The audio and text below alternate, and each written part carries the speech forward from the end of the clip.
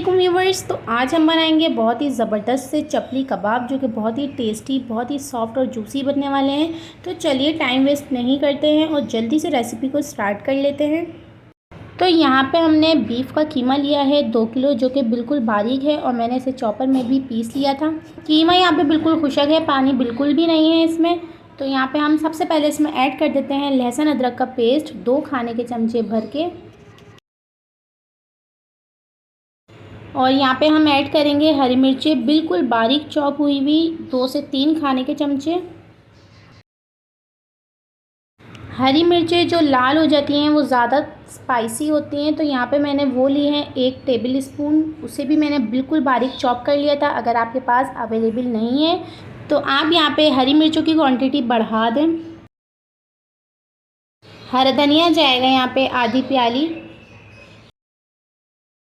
अनारदाना add करेंगे 2 खाने के चमचे।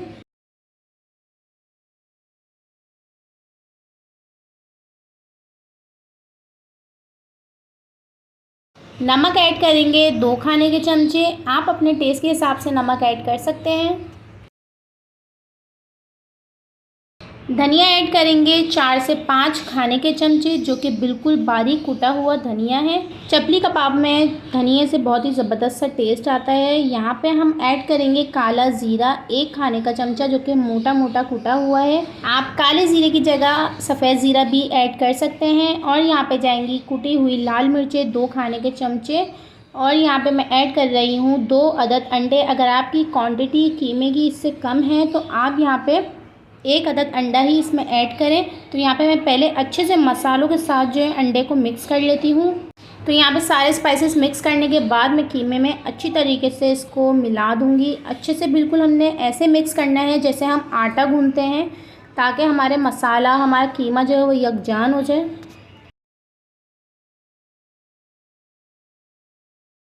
यहाँ पे जो हमारे सारे स्पाइसेस हैं कीमे के साथ अच्छे से मिक्स हो गए हैं। और अब यहाँ पे हम ऐड करेंगे प्याज। यहाँ पे मैंने प्याज ली थी 4 अदद बड़े साइज़ की, जिसको मैंने बिल्कुल बारीक चॉप कर लिया था और उसका पानी जो है वो अच्छे से निचोड़ लिया था। और यहाँ पे मैंने लिए थे 4 अदद बड़े साइज़ के टमाटर, जो कि उसे भी मैंने बारीक चॉप कर लिया था। तो टमाटर का जो एक्स्ट्रा पानी निकल रहा है वो हम इसमें ऐड नहीं करेंगे। और यहाँ पे मैं ऐड कर रही हूँ मकई का आटा 1 प्याली। अगर आपके पास मकई का आटा अवेलेबल नहीं है, आप यहाँ पे बेसन को अच्छी तरीके से भून लें हल्की आंच पे, और उसके बाद इसमें ऐड कर दें। तो हमने फिर से इसकी अच्छे से वैसे ही मिक्सिंग करनी है कि हमारा जो सारा मिक्सचर है वो बिल्कुल अच्छे से मिक्स हो जाए, यकजान हो जाए। तो यहाँ पे हमारे सारे मसाले अच्छे से मिक्स हो गए हैं। अब हम कवर करके रख देंगे तकरीबन 2 घंटे के लिए। तो यहाँ पे 2 घंटे से ज़्यादा हो चुके हैं और अब बारी आती है कबाब बनाने की। तो यहाँ पे मैंने छोटा सा पोर्शन लिया है कीमे का। तो यहाँ पे मैं इस तरीके से इसके कबाब बना लूँगी। तो यहाँ पे हमने कीमे को बिल्कुल पतला रखना है, ताकि हम जब इसको फ्राई करेंगे ये शिरिंग होंगे तो ये मोटे हो जाएंगे। अगर आप हाथ पे नहीं बना सकते तो आप किसी बर्तन पे बना लें, प्लेट ले लें, कोई ढकना ले लें, जिससे आप ईज़िली इसको उठा सकें। तो कबाब यहाँ पे हमारा रेडी हो गया है। और यहाँ पे हमारा ऑयल भी पहले से गर्म हो रहा था। तो यहाँ पे मीडियम टू लो फ्लेम पे हमने ऑयल को गर्म कर लिया था, और मीडियम टू लो फ्लेम पे ही हम अपने कबाबों को कुक करेंगे।